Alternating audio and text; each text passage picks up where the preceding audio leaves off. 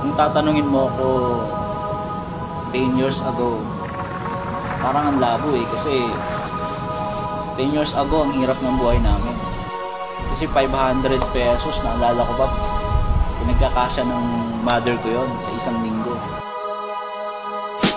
Ako nga pala si Brian Bibe, Tubong Bicol, 30 years old, and isa po ako sa mga pinakabatang naging successful sa AIM Global.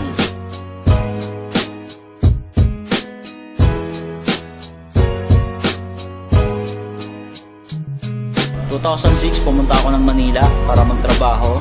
Dati po akong SM Promodizer. Ngayon po, 6 years ko nang kinakarar ang AIM Global. Thankful ako kasi ang daming blessing na binigay sa akin. After 5 months doon AIM Global, I got my first car. So doon pa lang talagang baliw na ako kasi sino ba naman ako dati? Expected ko lang talaga extra income. Pero yun nga, binigay sa akin after 5 months. Nakuha ko yung first car ko na Toyota Vios. Then after that, tumuloy-tuloy na kasi lalo akong nanggigil.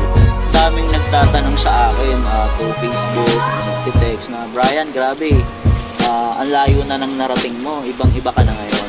Actually, para sa akin naman, pantay-pantay naman lahat ng tao. Kumbaga, kung nakaya ko, I do believe na kaya din nila kasi pare-paras lang naman tayo tao. Kaya lang, nagkakaiba lang tayo sa paniniwala.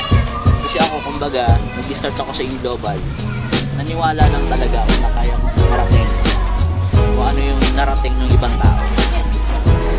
Sa AIM Global, mapapagod ka, mahirapan ka, papawisan ka, magugutom ka. Pero, alam mo, lahat naman ng bagay nakakapagod. Lahat naman ng bagay, lalo na pag in-expect mo malaki, nakakapagod, pupuyat ka, masasacrifice ka. Pero ang masarap dito sa AIM Global, lahat ng pagod, lahat ng puyat, lahat ng gutom, at lahat ng sacrifices mo, bayad dyan pag nakuha mo na yung gusto mo sa buhay mo.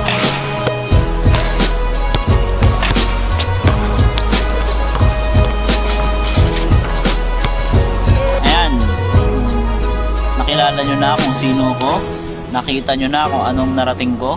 Guys, simple lang naman eh. Bago ko narating to, isa lang ginawa ko.